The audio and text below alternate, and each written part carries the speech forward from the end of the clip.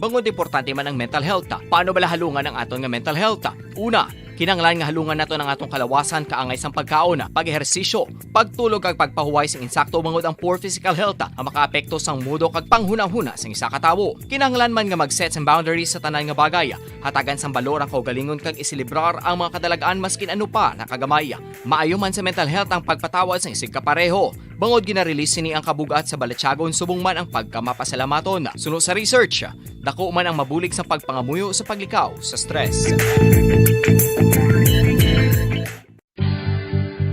Oral disease, nagapadayon nga seryoso nga public health problem sa Pilipinas. Ang prevalence sang dental caries sa mga permanent teeth ang nagapabilin nga mataas sa 90% throughout the years. About 92.4% sa mga Filipinos ang may tooth decay, kag 78% ang may gum disease o kon periodontal diseases, santo sa report nagikan sa DOH. Bisan pa nga ini ang preventable o kon matapna. Ini nga balatian ang nagaapekto sa halos kada Filipino at one point or another sa iya nga kabuhi. Ang pagpractice sang good oral kag dental hygiene kaangay lang sa paghalong kag pagtatap mo sa imo kaugalingon. Nagatap na ini sang bad breath, tooth decay, gum disease, resulta amo ang healthy nga baba. Ang healthy nga baba ukon mouth maayo nga indicator nga maayo man ang imo lawas.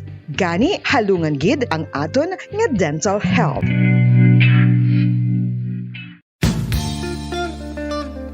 Isa ka bala sa mahinuptanan nga ido, mangin responsable nga dog owner. Bilang nagapanag-iya sang ido, siguraduhon nga ang mga ini ang regular nga nabakunahan batok sa rabies. Ipaidalom ini sa mandatory registration. Siguraduhon nga hindi ini manginlayaw o kon magsigilagaw o kon libot sa mga kalye o kon sa anuman nga mga public places. Imo man responsibilidad nga mapag-groom ang mga ini, matagaan sa bastante nga pagkaon kag shelter. Responsibilidad mo bilang pet owner nga gastuhan ang anuman nga gastuhon medikal sa tion nga makakagat ang imo ido. Rabies is preventable. Mangin responsable nga dog o kon pet owner.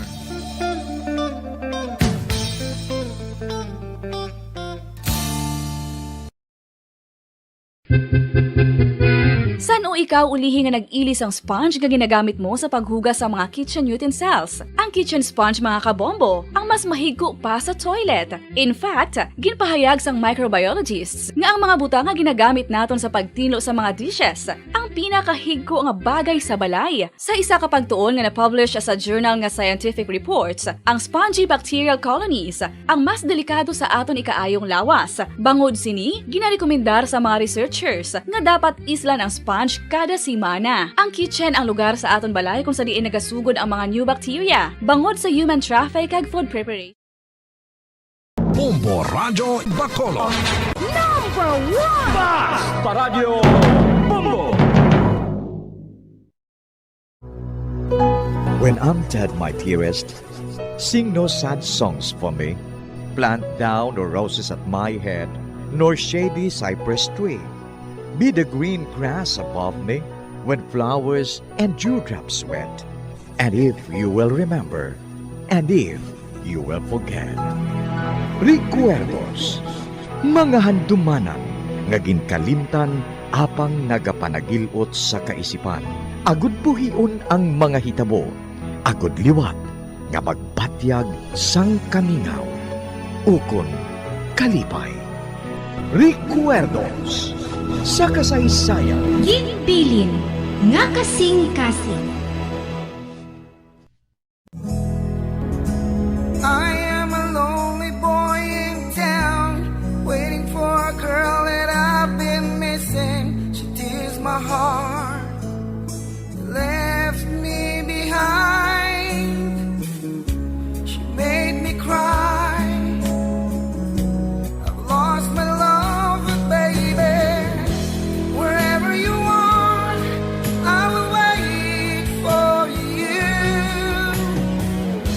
Whatever I do, I will always think of you. My love will never change. The feeling's still the same for you. Oh yeah. Kagkaron sa kasugpon sang aton sugilanon diri sa Recuerdos sa kasaysayan. Ginbilin nga kasing-kasing. Wherever you are, I will wait for you. Whatever I do, I will always think of you. My love will never change. My feelings still the same for you.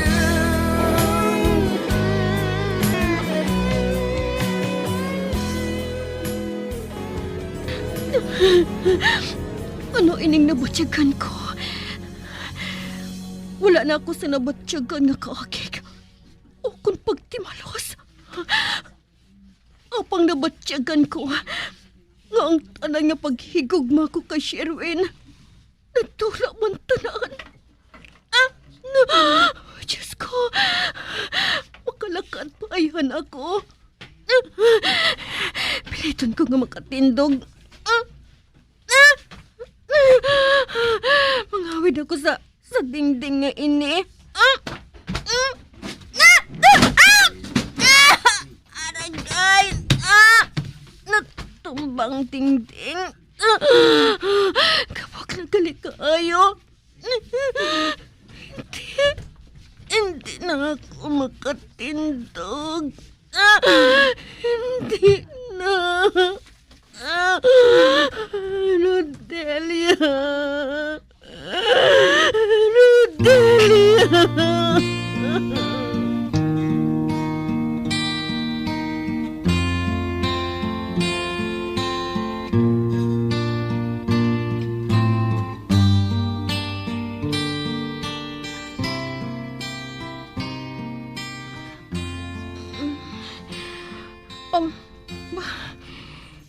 Di na ako. Nadulaan ako sang animo sa makatali.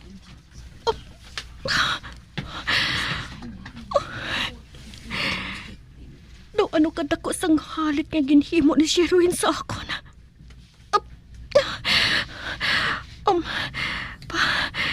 Nagahulag pang akon mga kamot. Kag amo man ang akon mga tiil. Anay ka, hikapon kong akon guya.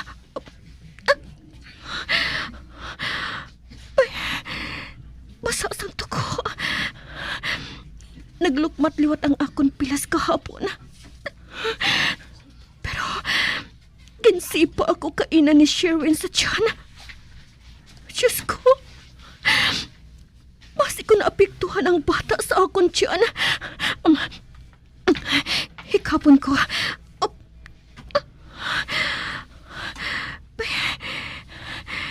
Nabatyagan ko nga may nagahulag pa sa akon tiyan. Diyos ko, salamat. Buhay pa siya. Buhay pa. Kinahanglan nga makahalin ako diri.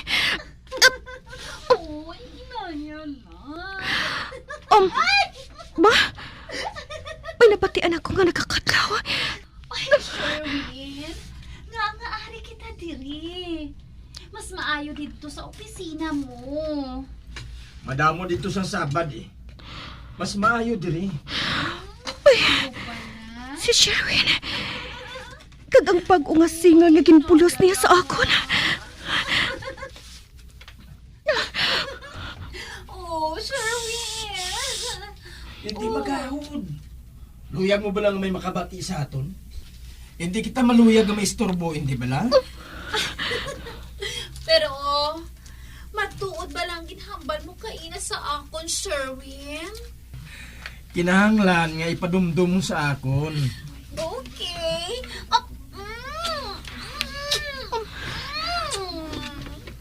Uti, nakadumdum ka na? Ano ganing ginsiling ko nga to? Nagsiling ka kaina sa akon. Nga ako ang pinakamatahom nga babae nga nakita mo. Kag hindi mo gina ko pagpabayan. Bisan tigulang na ako, kag hindi na matahom, hindi mo ako pagbayaan. Amo galing ang ginakahangawaan mo? Hindi ka magkahangawa. Tumanon kong tanan nga ginpangako ko sa imo. Uti, singer nga ginbuslan ko. Ang ginatawag ko lang na songbird. Ginsugid man bala sa iya ang ginsugid mo subong sa akon? Never. Never nga isugid ko sa iyang ginsugid ko sa imo. Wala na siya sampulos para sa akon. Pero, madamo sa nagasugid sa akon, nga manami siya nga klase sang singer. Mas manami ka sang sa iya. Ay, matuod? Dali, diri.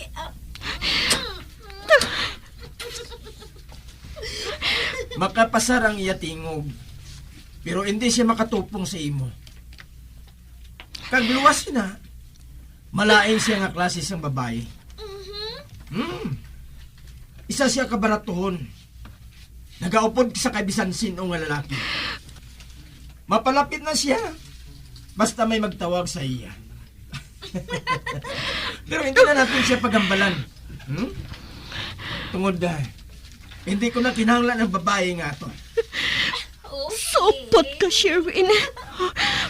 Amo man inang ginbuhat mo sa akon sang una. Kagsalamat. Kay nakita ko na karon kung daw ano ka kalain. Diyos ko, ano palang buhaton ko? Paandaman ko balang babae nga ina? Ano palang buhaton ko? Kung buhaton ko ina, sakit to naman niya ako. Kagbasi kon mahalita ng amon anak. Ang maayo pa, patapuson ko na lang sila. Kag among paghalin diri.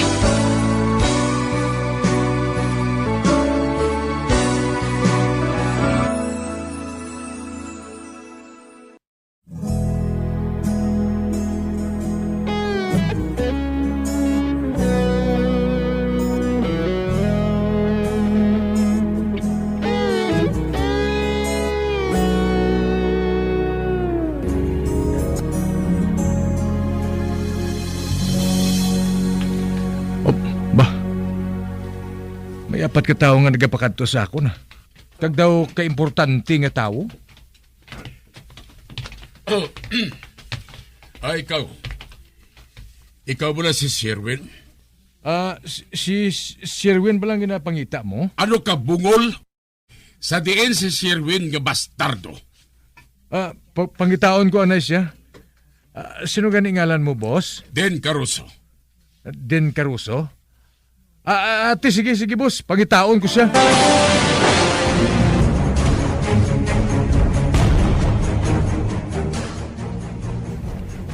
Jack, nagsiling si Raymond nga ginapangita mo ako. Kamusta si Marta? Anong nagakalatabo? Ano ang buot mo silingon?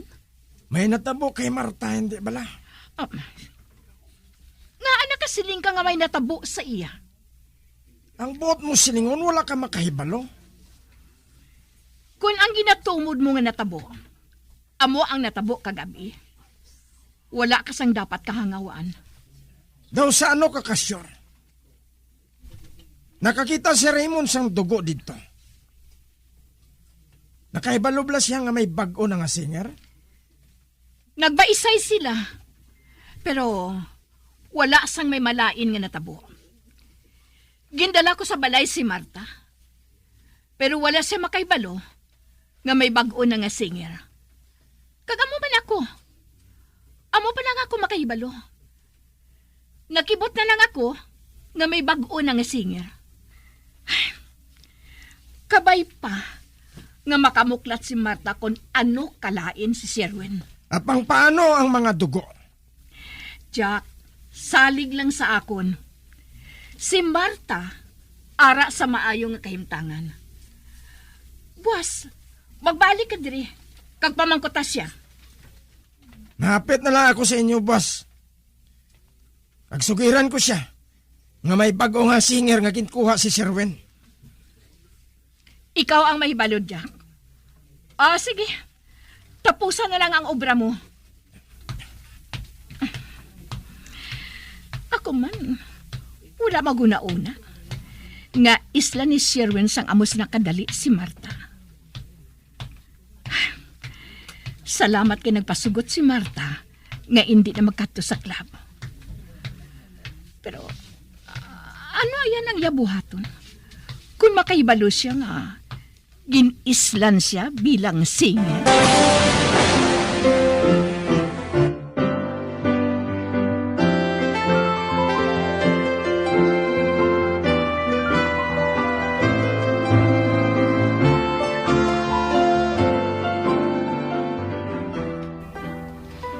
Gusto na ini, Eileen. Basige na pangita ka na. Isa pa, ginabayaran ko ikaw sa dako nga kwarta para nga mag-entertain sa mga bisita sa sulod. Pero, mas gusto ko pa nga mag-entertain sa imo. Ate, okay. Matumanin na kung namoy ng gusto mo. Pero, mas mayo pa kung magpauli ka na sa inyo. Isiling anay nga ginahigugma mo ako, Sherwin. Kay mabalik ako sa sulod. I love you.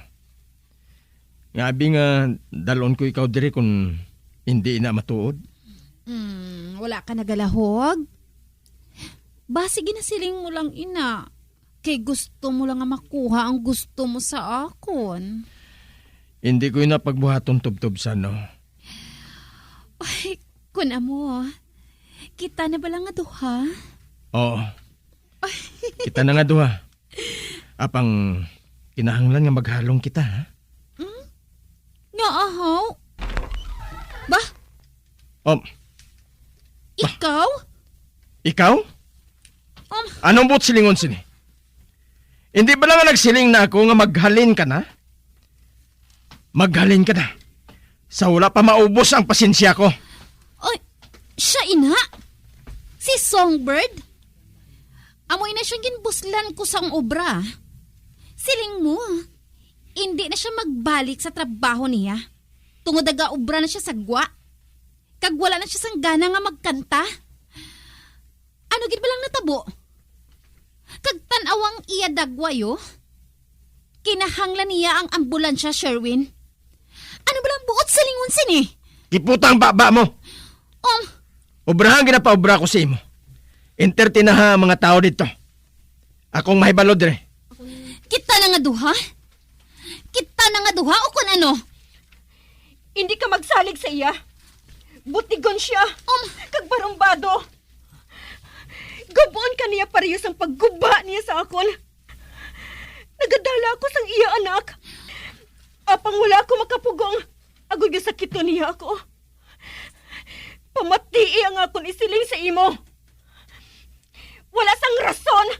Agod nga magbutig ako sa imo.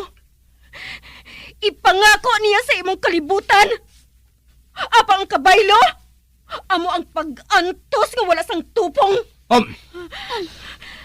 Kung may pagtaha ka pa sa kaugalingon mo, magpalayo ka. Samtang may panahon pa. Ba't yun ko ikaw? Buhi siya, Sherwin! Buhi siya! Ginaos mo ako nga gaga ka! Buhi ako! Buhi ako! Anong buhaton mo sa akon? Ihaboy ko ikaw sa iyan!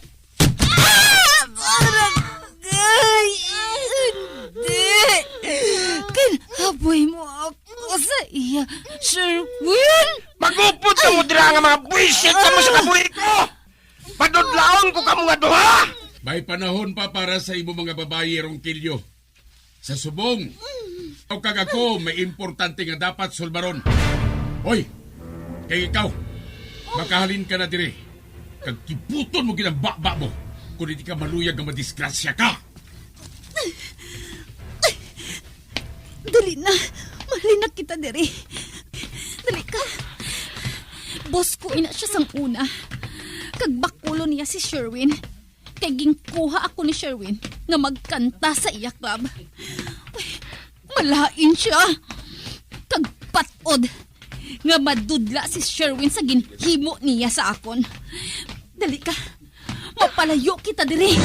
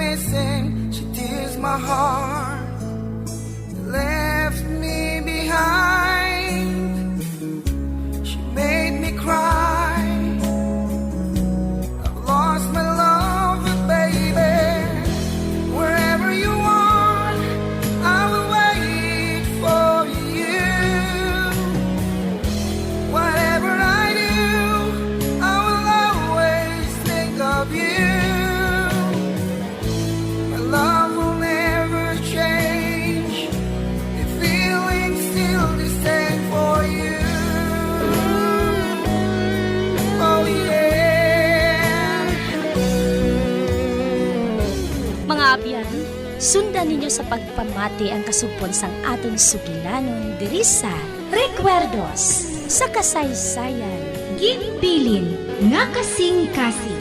Ginsulat kag sa direksyon ni Elizabeth Batiduan Navat. Bombo Radio Philippines. Patuloy na #1 sa drama. Basta Radio Bombo! Bombo Radio Bacolod. #1 Basta Radio Bombo!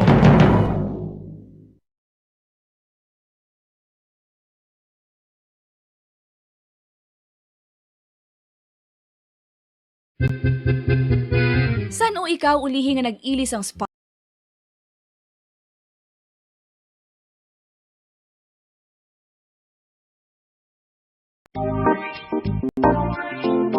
Mga kabombo, nakahibalo-bala ka mo nga halos maghampak na sa 3 million ang natapikan sang COVID-19 sa Pilipinas. Mataas sa gihapon ang active cases sa bugos nga pungsod, kag halos 50 mil na ang mga nagtaliwan bangod sa sini nga virus. Hindi magkumpiyansa, depensahi ang kaugalingon kag ang imo mahal sa kabuhi. Magpabakuna na batok sa COVID-19. Pahanumdom nagikan sa Bombo Radyo Bacolod. Basta Radyo Bombo!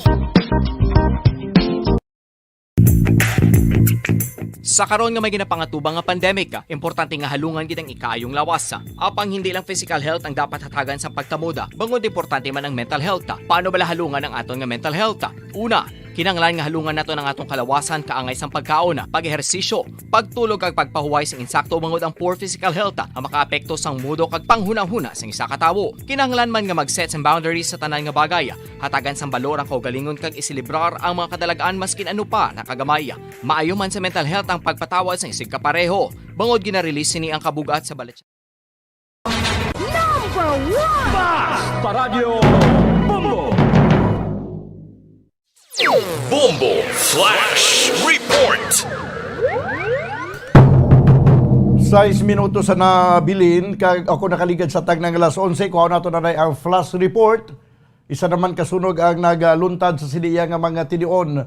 Upod sa kay Bombo Rainsel Pama. Bombo Rain, please come in. Yes, Bombo Dan, may isa ka pa incident there sa Bahing Norte sa Camellia Homes Village, Bombo Dan, pero apang subong natapna na ang sunog, Bombo Dan. There sa Mandalagan, Bombo Dan. Okay. Ano nang nasunog na? Residential? Sa residential, Bombo Dan, sa Camellia Homes Subdivision, Bombo Dan. Aha.